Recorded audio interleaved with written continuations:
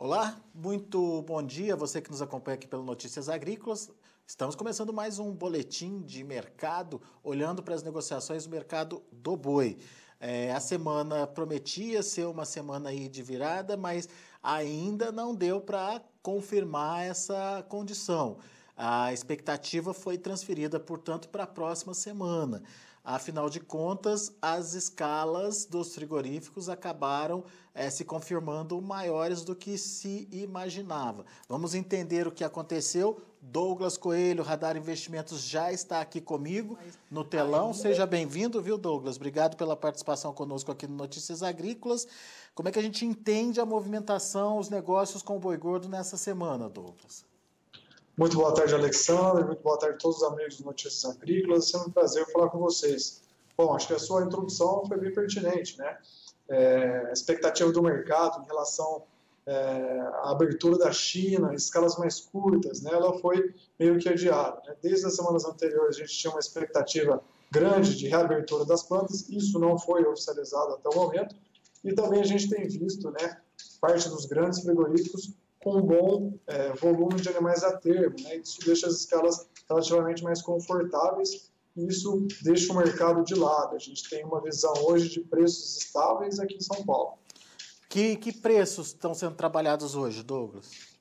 Bom, aqueles dois cenários distintos, né, de padrão exportação e mercado interno continua. A gente vê animais que são exportados para a China, né, esse boi China de 157 até 159 à vista aqui em São Paulo, e o animal que é destinado ao mercado interno ao redor de 154, 155 à vista, né? Lembrando que ontem e hoje a gente tem até visto alguma procura melhor por fêmeas, né? Ainda bem, é bem pequeno esse movimento, mas é bom salientar, é bom lembrar. Muito bem. Então, a gente tem uma expectativa renovada para a próxima semana, Douglas, de melhora dos preços? Ela viria da onde? Sim, a gente pode dizer que sim, né? Não só para a próxima semana, mas para agosto, quando a gente compara com julho. A gente tem cenários distintos, né? Pelo menos por lado dos fundamentos. E o que é isso? Julho, a gente teve uma chegada de frentes frias até mais drásticas, né? Passando uma régua no boi de pasto e fazendo até uma pressão de oferta de animais terminados. E julho também, isso pelo lado da oferta. Pelo lado da demanda, a gente teve uma mudança de hábito alimentar da população, com férias escolares, né?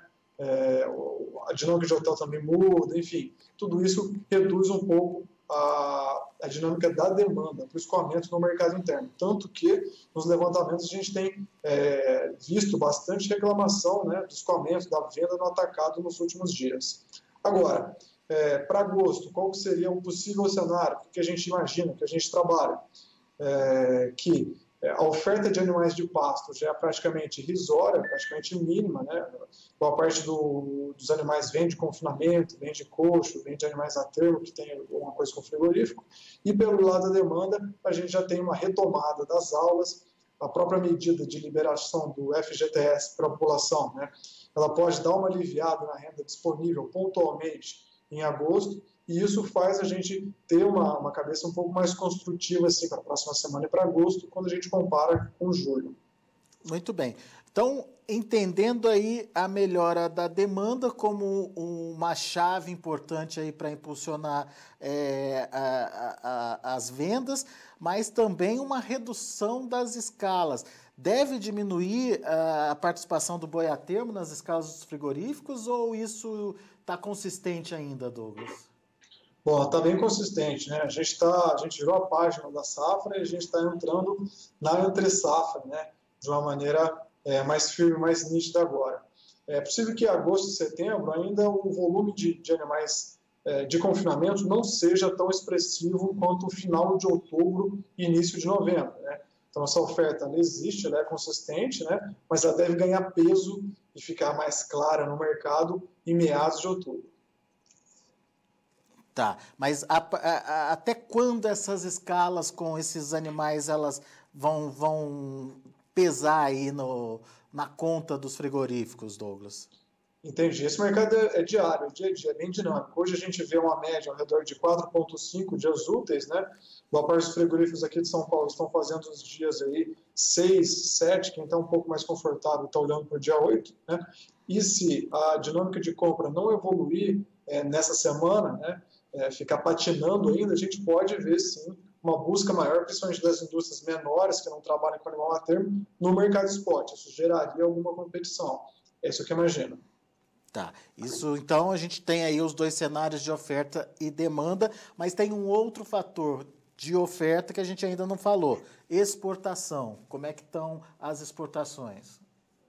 Bom, as exportações, os dados do MD que não foram divulgados na segunda-feira, a gente está próximo ao fechamento do mês, mas os últimos dados que a gente tem é uma leitura positiva.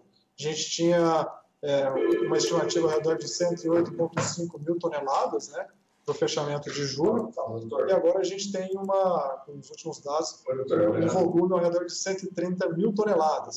Seria um aumento ao redor de 17% frente ao mês anterior, frente a junho, né? E praticamente no mesmo patamar em relação a julho de 2018, que é positivo. Porque julho, você fala que é positivo porque julho de 2018 foi aquele período de concentração de exportação com o fim da greve dos caminhoneiros, não foi isso? Exato, exatamente. Então, junho de 2018, né, foi fraco, os abates, os embarques se concentraram em julho, né? Então a gente tem uma base forte de comparação. Então, quando a gente compara a expectativa de exportação para esse mês com uma base forte do ano passado, né, e fica estável, isso seria uma leitura positiva. Concordo com você, uma base mais forte que o normal, e esse desempenho, elas por elas, traz um sentimento, aí, uma expectativa construtiva. E ainda não tem nesse movimento a evolução China, né, o a mais da China, né, Douglas? Exato, exatamente. Né? Essa expectativa vem se arrastando desde o final de junho, né? Isso é fato, a parte dos agentes comentam que quando vai abrir, vai ter uma inscrição online, videoconferência, não vai ter, né? Enfim, o que a gente tem, até está divulgado na mídia, né? É que a ministra vai ter uma nova visita, né, na Ásia, dia 17, então boa parte das expectativas se concentram para esse dia, né, que tem alguma notícia positiva. Mas, enfim, o país lá, principalmente a Ásia como um todo, mas principalmente a China, passa por períodos, né, de dificuldade para a proteína animal e existe, sim, uma expectativa de habilitação. Né? Se isso vier, né, acho que o importante seria ver quantas plantas seriam habilitadas, né, se essa exportação já poderia ser embarcada brevemente, né, para ter uma leitura do impacto, né, já nos próximos meses. E Douglas, um ponto que a gente acabou esquecendo aí de comentar, a questão aí do preço, né, da carne no mercado. Essa semana caindo um pouquinho aí. Será que isso desanima o frigorífico de ofertar mais pela arroba? Assim, sem dúvida, né? A indústria, ela mede, né, acho que na vírgula, essa questão da margem dela, principalmente no mercado interno. A gente tem, no dia 23 de julho, a carcaça aqui em São Paulo era negociada a R$10,06. Hoje, a nossa referência para a carcaça casada está em R$9,90, né? E isso limita, assim, tentativas de alta de compras, né, em preços mais altos. Então, você não vai querer fazer tanta força assim, vendo que a margem do mercado interno está um pouco mais enxuta. Mas, assim, até faz sentido nesse finalzinho de mês, né, essa pressão nos preços? Sim, julho não foi um mês bom, né, de venda de carne, sazonalmente é mais fraco, né, e aí faz sentido, sim, a indústria tentar escoar essa produção, né, uma das estratégias é essa pressão um pouco de preço. Muito bem. Douglas, para resumir, então, expectativa continua de melhora de preços para a arroba, só não aconteceu essa semana. Sim, né? Acho que agosto deve ser um cenário mais construtivo que julho, né? Essa expectativa em habilitação da China, ela continua, está todo mundo querendo ler isso, né? O mercado está praticamente patinando, né, de preço e escala. Quando a gente olha com a semana anterior, não houve muita mudança significativa, mesmo porque os grandes frigoríficos estão bem abastecidos com animais a termo para a primeira quinzena de agosto, mas a visão é construtiva sim. Acho que pelo lado da demanda a gente pode ter um próximo mês mais forte, mais firme do que julho. Pelo lado da oferta, a gente tem uma oferta de pasto já bem menor em relação a julho, ou praticamente zero, né? E as exportações seguem com uma via importante de escoamento, né? Bem firme. O que o mercado futuro está indicando, Douglas? Bom, vamos lá. O volume hoje foi relativamente pequeno, né? Mas a gente tem agosto caindo 5 centavos, né, em relação ao ajuste do dia anterior, 156,75. Setembro subindo 25 centavos, em 159,30. Outubro subindo 5 centavos também, em 161,50. O mercado futuro também está comedido aí nessas altas, né? Está atraindo o investidor, principalmente para o pecuarista que quer se proteger, ou ainda não, Douglas? Sim, né? Acho que é uma ferramenta bem importante e bem dinâmica também, né? Quando você perguntou se está atraindo o investidor, talvez uma boa medida para a gente analisar isso é o número de contratos em aberto. O número de contratos em aberto hoje gira ao redor de 19.800, subiu desde quando a gente via nos meses anteriores. Isso é positivo. Só que para o pecuarista, né, que gostaria de se proteger, não só via mercado futuro e o mercado de opções, né, é preciso volatilidade, né, galês de alta. Né? Lembrando que para comprar uma put num preço atrativo, é sempre melhor, é sempre mais interessante comprar com o mercado futuro em alta. Então, se o mercado der uma suspirada, né, mexer um pouco mais, acho que vale a pena para quem não travou, né, quem não se estruturou ainda, cotar, colocar na ponta do lápis, né, e ver se o custo de produção versus o prêmio, né, do price que ele vai comprar da put faz sentido, né, e sim focar no que ele sabe fazer de melhor, que é produzir e deixar o risco de mercado, né, para a bolsa, né, terceirizar isso. Cada vez mais deixar a produção estruturada e uma cara mais empresarial, né, focar na produção, número de arrobas, né, e deixar cada vez mais essa parte financeira, né, que às vezes o produtor fala assim, está na hora, não está na hora, né? A gente sempre pondera aqui que essa questão se está na hora ou não está na hora de fazer uma proteção, vendo de fazer alguma coisa na bolsa, é do especulador, né? Quem tem o boi no pasto, quem está pensando em produzir, ele tem que ficar redeado da melhor maneira possível, né, para se manter na atividade por um bom tempo. Agora, o Douglas, você sugeriu aí a put. Por que put e não call? A put é um seguro de preço mínimo, né? É uma trava de baixa. Então, quando o produtor ele tem um animal no pasto e ele quer se proteger de uma variação brusca da arroba, ele compra um seguro de preço mínimo, né? Por quê? Porque no pior cenário a arroba cai e ele recebe essa diferença do strike que ele negociou no preço de liquidação, e no melhor cenário a arroba sobe e ele comprou um seguro que ele não precisa usar, ou seja, o patrimônio dele, o boi dele lá no pasto teve valorização. E a call também ela pode ser usada de outra maneira, né? Que é bem comum nesses períodos de entre-safra, até aproveitando a abertura. O pecuarista, muitas vezes, ele trava um termo com o frigorífico, e aí ele tem essa entrega desses animais numa data futura, num preço futuro, já acordado, tudo certinho, mas talvez ele quer aproveitar a alta também da arroba. Então ele trava o termo e ele compra uma call, né? Se a arroba subir, ele vai vender, entregar o animal dele para o frigorífico, que ele tem uma boa relação, como sempre, mas ele consegue aproveitar essa alta da arroba. Então, para quem não tem a proteção, né, e quer contra a baixa, seria a put, e quem já fez o termo e quer aproveitar a alta, a call seria a melhor solução. Dá para definir mais ou menos assim, Douglas? Para put eu tenho que estar com o animal na mão. E a call eu vendo o animal e participo de uma possível alta lá na frente. Isso. A put seria para se proteger, né, de uma possível baixa da arroba, né? Você está com o animal, mas não tem nenhuma proteção, não fez termo, você está a mercê no mercado. Então, a put seria um arroz com feijão. Na verdade, eu preciso ter esse animal para que, se caso ele venha, o mercado venha a subir, eu consiga, na venda desse animal, conseguir a diferença aí, ou pelo menos aquele patamar de diferença entre o que eu contratei para o que o mercado está me pagando, certo?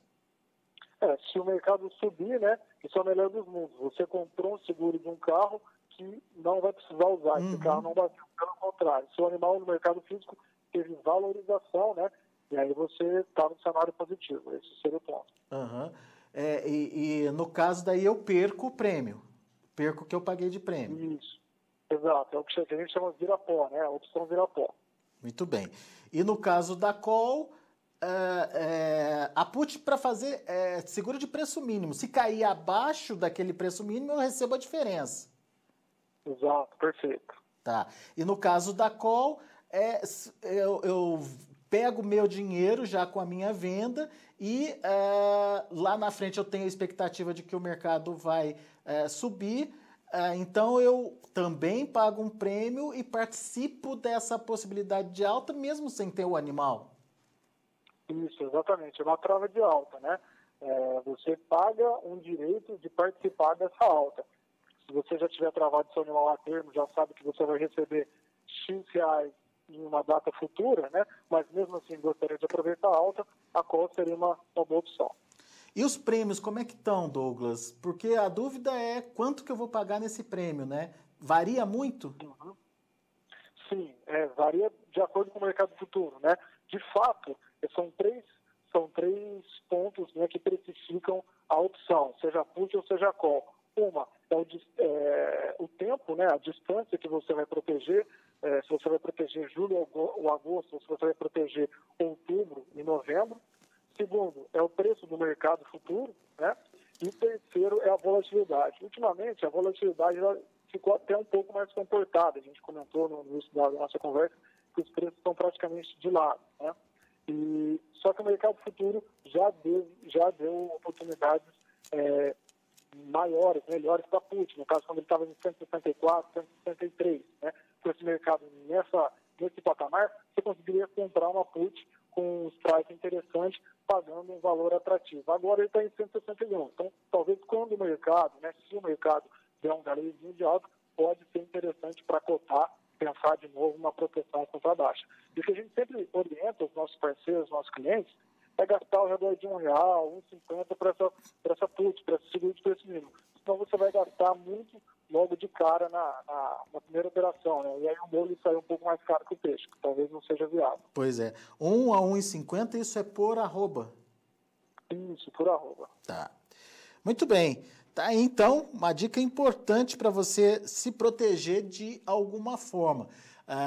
Seja fazendo seguro de preço mínimo aí, utilizando, no caso, a put, seja querendo participar da alta lá na frente, você vê a possibilidade do mercado subir, você faz uma call e paga um prêmio por isso, como se fosse um seguro de carro.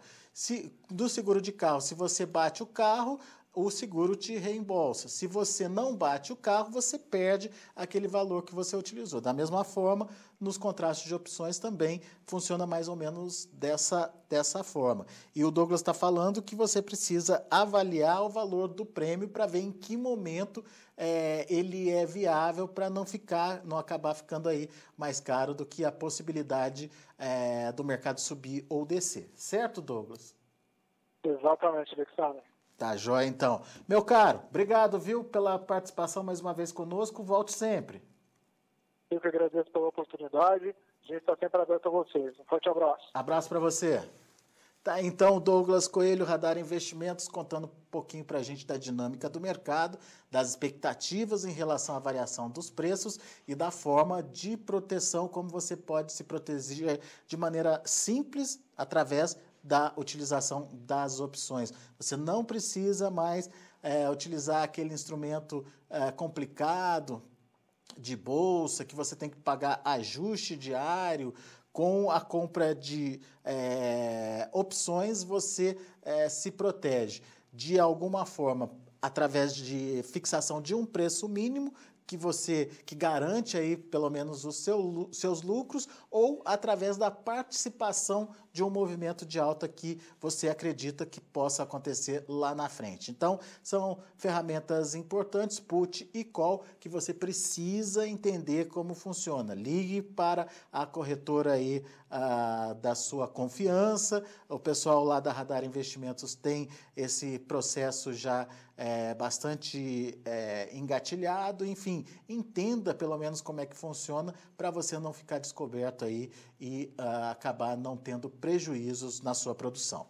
Vamos aos números, vamos ver como estão as negociações lá na B3 primeiro. Olha aí, o julho já perdeu a referência, o agosto R$ 156,75, está caindo 0,03%, setembro sobe 0,13% a R$ 159,30 e outubro também em alta de 0,12% a R$ 161,50. São os números do mercado futuro. O indicador Exalc-BMF medido pelo CPEA fechou com queda ontem de 1,1%, uma queda até significativa, a R$ 152,70. Provavelmente o mercado precificando aí essa oferta de boi a termo que tem aparecido e alongado aí as escalas nos frigoríficos. Mas à medida que essas escalas vão sendo gastas, vão sendo consumidas aí e a reposição dessas escalas ainda começa a ficar dificultada pela falta de animais prontos para abate, a gente vai ter esse ajuste aí e, portanto, uma possível correção nos preços, segundo o Douglas, já começando a ser perceptível a partir da próxima semana, mas consolidada mesmo a partir da segunda quinzena de agosto. Daqui a pouco a gente volta com outras informações. Continue com a gente.